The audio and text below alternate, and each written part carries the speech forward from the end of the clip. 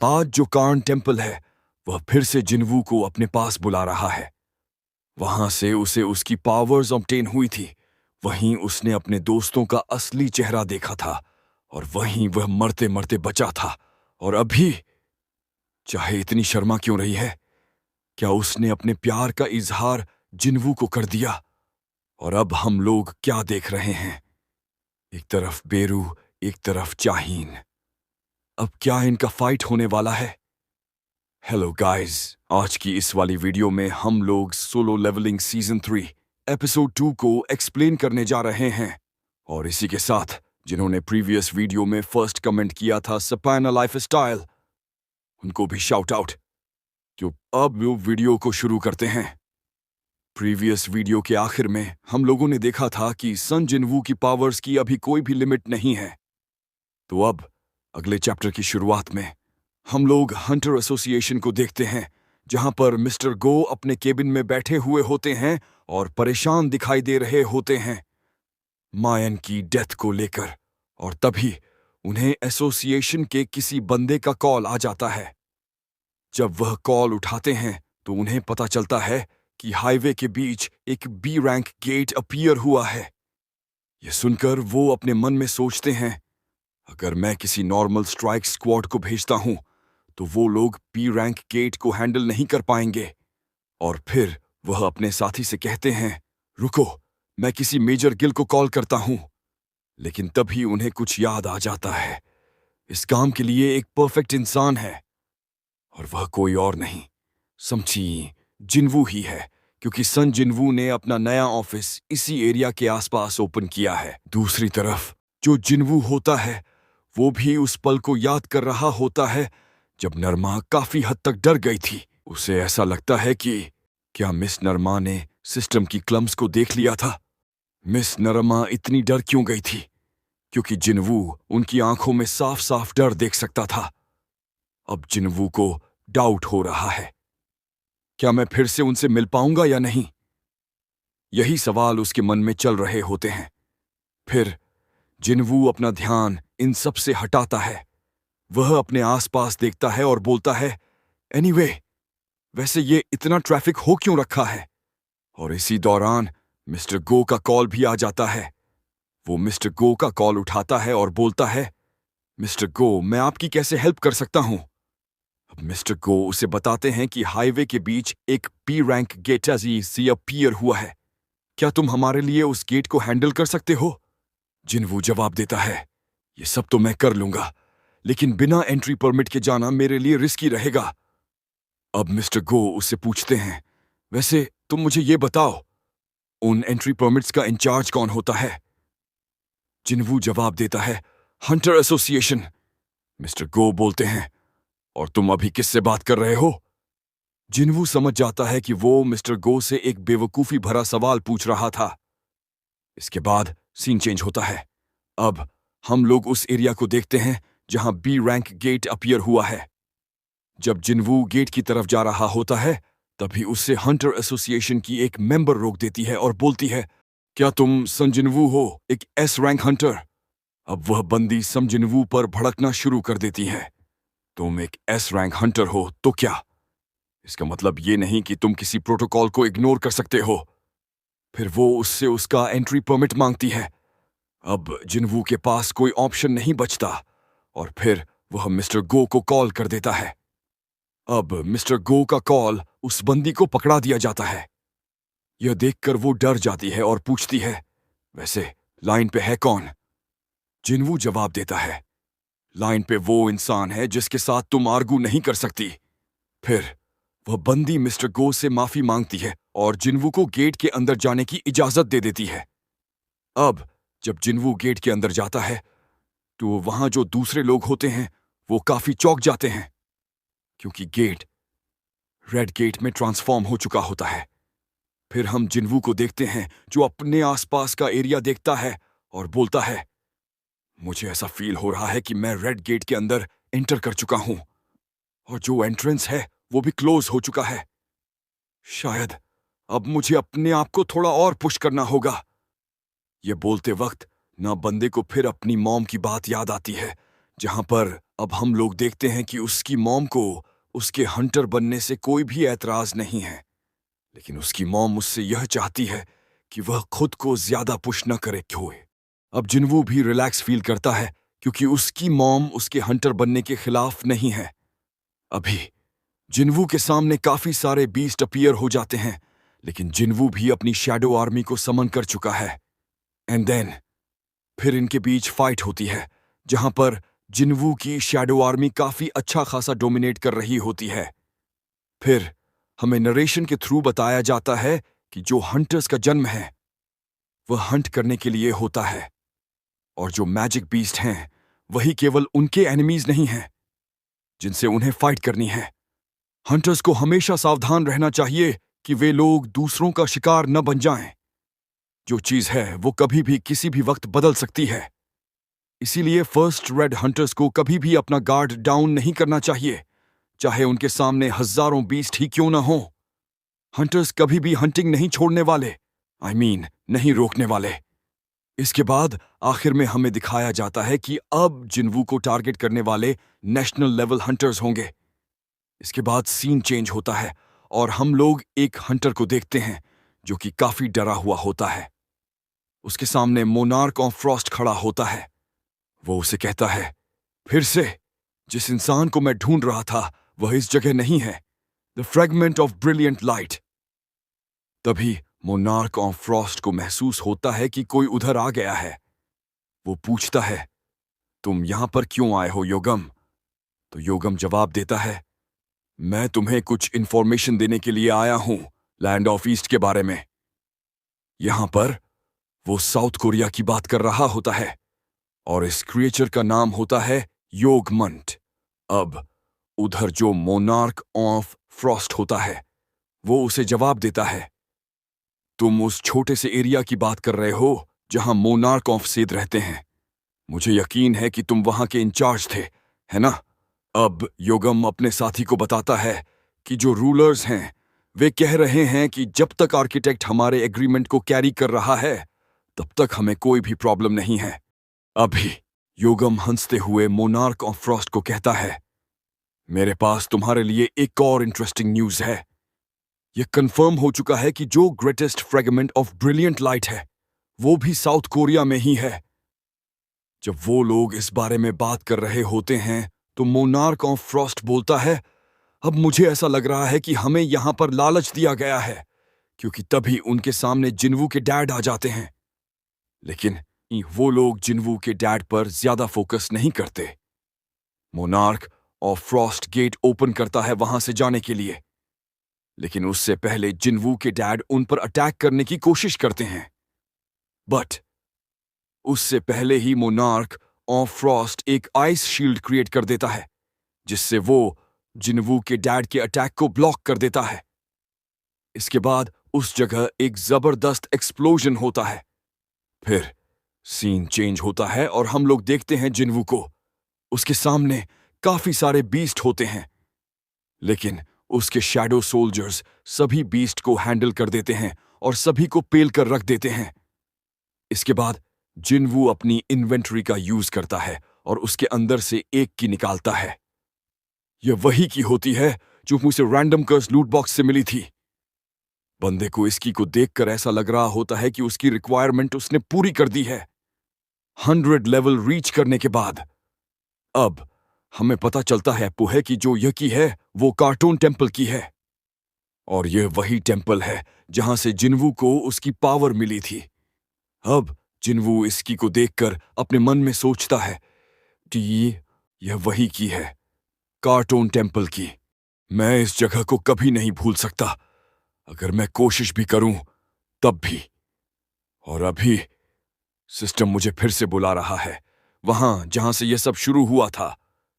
लेकिन now I have changed. पहले दिन मैं कैसा था और अब मैं कितना बदल चुका हूं। अब बंदा समझ जाता है कि जो सब कुछ उसके साथ हो रहा है वो शुरू से ही किसी का प्लान था।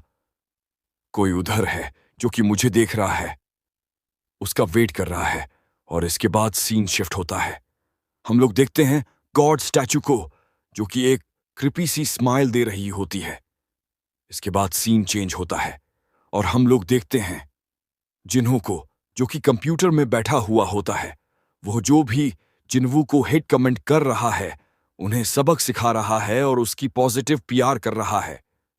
यह करते करते वह बंदा अब थक चुका है। फिर अपने ऑफिस में जिन्वू भी आ जाता है, जो कि जिन्हों को शुक्रिया कहता है उसके हार्ड वर्क के लिए। फिर जिन्वू जिन्हों से पूछता है क्या सभी चीजें अच्छी चल रही हैं, तो जिन्हों जवाब देता है यस, लेकिन आप इतने गंदे क्यों लग रहे हो। जिन्वू जवाब देता है क्योंकि अभी मैं डंजों से आ रहा हूं और तुमने कहा था कि तुम्हें थोड़ा पैसों की जरूरत है हमारे गिल्ड को शुरू करने के लिए, राइट। ये सुनकर, इतने एसेंस स्टोन देखकर ना बंदा थोड़ा सरप्राइज हो जाता है और समझ जाता है कि जिन्वू ने कोई हाई रैंक डेट क्लियर किया है। फिर वह जिन्वू को बोलता है आप कभी भी मुझे इंप्रेस करना बंद नहीं करने वाले, और ये काफी पैसा है हमारे एम्प्लॉय को पे करने के लिए। फिर जिन्वू बोलता है क्या, एक मेंबर। तो जिनो बताता है क्या आपको याद नहीं है, हमें एक और फाउंडिंग मेंबर की जरूरत है। तो जिन्वू जवाब देता है हाँ मुझे याद है, तुमने कहा था कि हमें गिल्ड एस्टेब्लिश करने के लिए 3 लोग चाहिए, guild master, voice guild master और एक एडिशनल मेंबर। इवन दो हमें एक ऐसे बंदे की जरूरत है जो कि इस हेड काउंट को फुलफिल करे, और अच्छा ये होगा कि वो इंसान कोई डेडिकेटेड इंसान हो, क्योंकि हम ऐसे इंसान को नहीं ढूंढ रहे जो कि टेम्पररी इधर काम करे। एनीवे, क्या कुछ और चीज भी है जिस बारे में तुम्हें मुझसे बात करनी है। तो जिन्हों बोलता है हाँ, और एक जरूरी बात है। यह सुनकर जिन्वू भी थोड़ा चौंक जाता है और बोलता है क्या बात है। फिर जिन्हों बताता है इन सब काम से पहले हमें अपने गिल्ड का नाम चुनना होगा। फिर जिन्वू बोलता है अबे, मुझे ऐसा लगा कुछ इंपॉर्टेंट काम होगा। और फिर जिन्हों चिल्लाते हुए कहता है ये काफी इंपॉर्टेंट काम है। अब जिन्हों काफी सारे नाम सजेस्ट करता है जो कि किसी काम के नहीं होते, लेकिन अब जिन्वू उसे नाम सजेस्ट करता है कैसा रहेगा कि हम लोग अपने गिल्ड का नाम सोलो प्लेयर गिल्ड रखें। यह सुनकर जिन्हों चौंक जाता है और बोलता है क्या बोला आपने। तो जिन्वू जवाब देता है वैसे भी मैं अकेले ही तो हंट करता हूं। अब जिन्हों अपने मन में सोच रहा होता है मुझे ऐसा लगा कि यह कोई मजाक होगा, और मुझे हमेशा लगता था कि वह सब चीजों में अच्छा है, लेकिन ऐसा नहीं है, वो हमारी तरह ही ह्यूमन है। और तभी जिन्वू के गेट का दरवाजा नॉक होता है। जिन्हों दरवाजा खोलता है और वहां एक लड़की आई हुई होती है। जिन्हों उससे पूछता है क्या मैं आपसे पूछ सकता हूं कि आप कौन हैं। और जैसे ही वह नाम सुनता है बंदा काफी चौंक जाता है। जिन्वू को समझ नहीं आता कि इसे अचानक से हो क्या गया है। जिन्हों शौक इसलिए हो जाता है क्योंकि उधर चाहे इन आई हुई होती है। जिन्वू सीधे मुद्दे पर आता है और बोलता है तुम यहां पर क्यों आई हो। तो चाहे इन जवाब देती है क्योंकि मैं तुम्हारे गिल्ड को साइन करना चाहती हूं। अब चाहे इन और जिन्वू एक दूसरे के सामने बैठे हुए होते हैं। जिन्वू सीधे उससे पूछता है मैं तुमसे फिर से पूछता हूं, मुझे बताओ कि तुम यहां क्यों आई हो। अब चाहे इन फिर से बोलती है क्या तुमने सुना नहीं, मैं तुम्हारे गिल्ड में ज्वाइन होना चाहती हूं। जिन्वू बोलता है क्या तुम्हें यह सब काम करने को मिस्टर गो ने बोला है। तो चाहे इन जवाब देती है वो मुझे ये काम क्यों बोलेंगे। फिर जिन्वू बोलता है क्या तुम्हें मिस्टर जंग ने अपने गिल्ड से निकाल दिया। बंदी बोलती है नहीं। अब जिन्वू थोड़ा सीरियस होता है और बोलता है तो फिर तुम क्यों सोलो प्लेयर गिल्ड में ज्वाइन होना चाहती हो। और यह नाम सुनकर चाहे इनके होश उड़ जाते हैं। जिन्वू बोलता है क्या तुम्हें इससे कोई प्रॉब्लम है, यह नाम मैंने और वॉइस गिल्ड मास्टर ने एग्री किया है। फिर साइड से जिन्हों बोलता है सीरियसली सर, क्या आपने इस नाम को सेटल कर दिया, क्या आपके लिए जो मेरे ओपिनियन हैं वो मैटर नहीं करते। यह सुनकर जिन्वू को समझ नहीं आता और वह उससे कहता है तुम कुछ बोल नहीं रहे थे तो मुझे ऐसा लगा कि तुमने इस नाम को अप्रूव कर दिया है। अभी जिन्वू के लिए चीजें काफी ज्यादा कंफ्यूजिंग हो रही होती हैं, लेकिन अब हम लोग मेन टॉपिक पर आते हैं जहां पर जिनवू चाहे इनको अपने गिल्ड के काफी सारे फ्लॉज बता रहा होता है, लेकिन इससे चाहे इनको कुछ भी फर्क नहीं पड़ता। अब जिनवू सीधा उससे पूछता है, तुम ऐसे गिल्ड में क्यों आना चाहती हो? यहां पर तुम्हें कुछ नहीं मिलने वाला है। फिर चाहे इन अपनी आंखें बंद करती हैं। उसे अपने और जिनवू के साथ बिताए हुए सभी पल याद आ रहे होते हैं। हम लोग अब पास्ट में आते हैं, जहां पर चाहे इनका चेहरा लाल हो चुका है और वह अपने मन में कहती है, मैं अपनी आखिरी सांस तक तुम्हारा साथ देना चाहती हूं। इसका मतलब तुम लोग समझ ही गए होगे।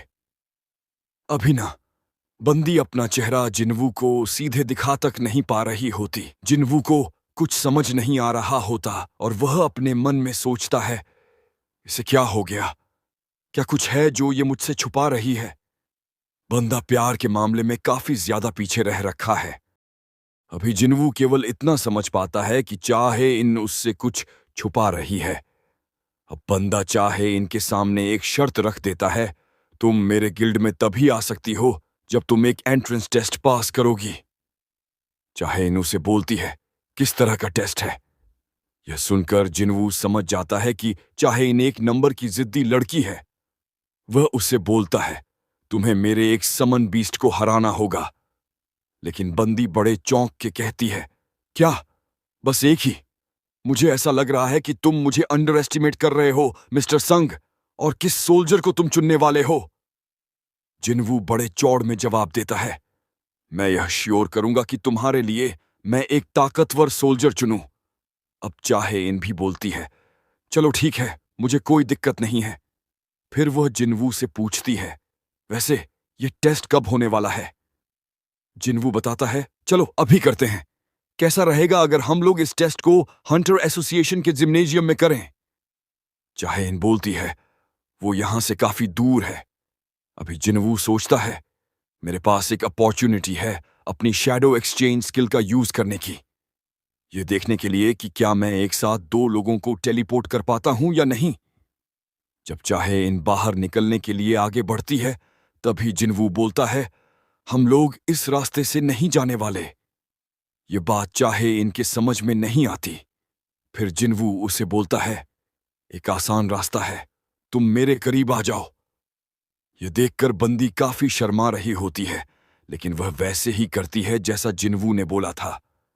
फिर जिनवू कहता है, शैडो एक्सचेंज।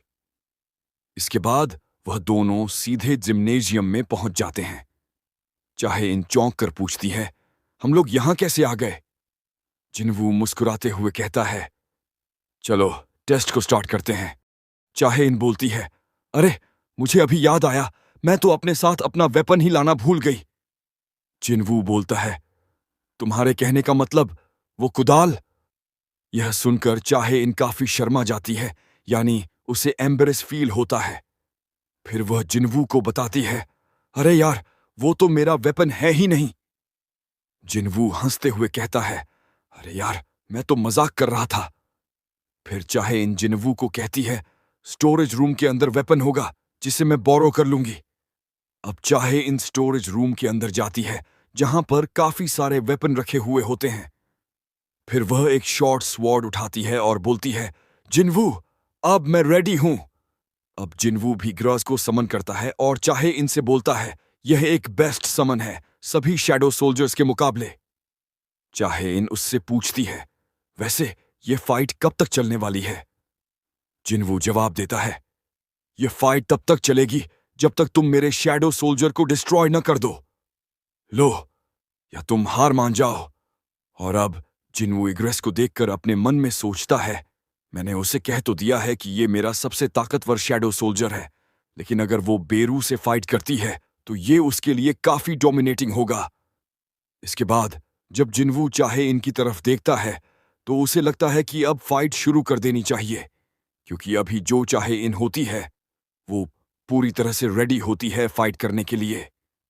बस तभी उसे याद आता है कि चाहे इनने कहा था, मुझे फर्क नहीं पड़ता कि कोई भी वेपन इस मैच के अंदर यूज हो। फिर वो चाहे इनसे कहता है, क्या तुम एक सेकंड के लिए अपना सिर घुमा सकती हो? चाहे इन जवाब देती है, हाँ ठीक है। अब जिनवू इग्रेस को डीमन किंग बेलान की शॉट पकड़ा आता है और अब दोनों इग्रेस और चाहे इन्हें एक दूसरे के आमने सामने होते हैं। फाइनली फाइट शुरू होती है। सबसे पहले इग्रेस बड़े चौड़ में आगे बढ़ता और अपनी शॉट से चाहे इन पर अटैक करता है, जिसका इम्पैक्ट काफी ज्यादा होता है। लेकिन जो चाहे इन होती है वो उसके हमले को डॉज कर देती है, इवन उस पे काउंटर अटैक करती है जिसे इग्रेस ब्लॉक कर देता है। अगले ही पल हम लोग जिनवू का रिएक्शन देखते हैं, जो कि काफी शॉकिंग होता है क्योंकि उसका सबसे स्ट्रॉन्गेस्ट शैडो सोल्जर हार चुका होता है। अब चाहे इन बड़े चौड़ में जिनवू से कहती है, क्या तुम श्योर हो ये ब्लैक नाइट ही तुम्हारा सबसे ताकतवर शैडो सोल्जर है? तुमने कहा था कि तुमने अपने फोर्थ स्ट्रॉन्गेस्ट शैडो सोल्जर को समन किया है, तो अब अपने में शैडो सोल्जर को समन करो। जिनवू सीरियसली उसे कहता है, अगर मैं ऐसा करूंगा तो तुम्हें चोट लग जाएगी। चाहे इन उसे बोलती है, मुझे इससे कोई फर्क नहीं पड़ता और वैसे भी मैं एक रिमैच चाह रही थी। यह सुनकर जिनवू शॉक हो जाता है। वो कहता है, क्या तुम ये बात जानती हो? तो चाहे इन उसे बताती है, जो बीच था मैंने उसे इंसान के अंदर देखा था और ऑल्सो मैंने वो फुटेज भी देखी हुई है। अब जिनवू के पास कोई ऑप्शन नहीं होता चाहे इनकी बात मानने के अलावा। फिर वो कहता है, बेरू। जैसे ही बेरू समन होता है, उसकी प्रेजेंस चाहे इनको थोड़ा नर्वस कर देती है और इसके बाद अब हम लोग अगले एपिसोड में देखने वाले हैं चाहे इन वर्सेस बेरू, और इसी के साथ अपना एपिसोड खत्म हो जाता है। तो दोस्तों, आज के लिए बस इतना ही। अगर आपको वीडियो पसंद आई हो तो लाइक, शेयर और कमेंट करना मत भूलिए। आपकी सपोर्ट हमें और भी बेहतरीन एनीमे कंटेंट लाने के लिए मोटिवेट करती है। और हाँ, अगर अभी तक पीजी टून्स को सब्सक्राइब नहीं किया है तो अभी कर लो, ताकि कोई भी एनीमे एक्सप्लेनेशन, थ्योरी या अपडेट मिस न की हो। मिलते हैं अगले वीडियो में। तब तक के लिए स्टे ट्यून्ड और एनीमे का मजा लेते रहो।